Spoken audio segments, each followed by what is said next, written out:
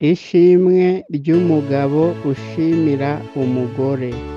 Mufasha wanje nkunda abera, njyewe umutware wawe Rukundo, mbere yo kugushimira ibyiza byinshi ngukesha, mbanje gushimira Imana aho yakuremyemo umutima uwonje nita undi mutima, waguteye gusa n'uwanzi wabo ugakunda iwacu.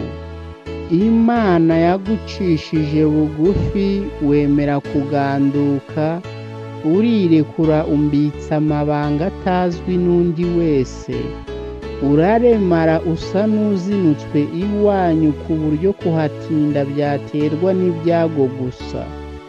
Imana ndayishimye, none nawe ngushimiye ko wandemaje nkacuka ngacika mu mbari y'iwacu.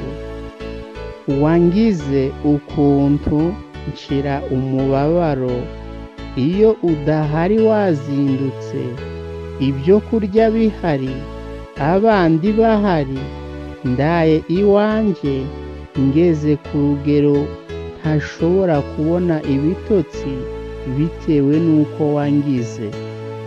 Wateye ko nimurwa mu ntera, nitwa se w'abana ntagiraga utaraza, habwa agahungu nyobora kazira amagomerane, kabera umutware.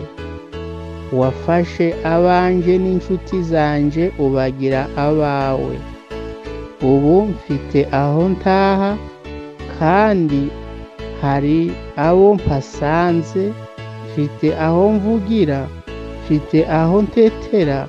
Ubu ndagushimiye. Iyo uza kumbera nka Nyirandiyakanoze, najaga kuzicwa n'intuntu nk'umugabo we, narahanyanyaje.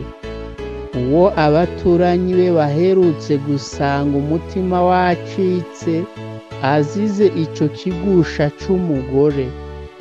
Najaga kukubana uri umutwaro w'indaterurwa, umereye nk'igisebe cy'umufunzo, unyagira nk'imvura y'amahindu, unshaririye kurusha urupfu. Nubwo ari Imana yabikoze, nawe wemeye kuyumvira, njyewe umutware wawe ndagushimiye.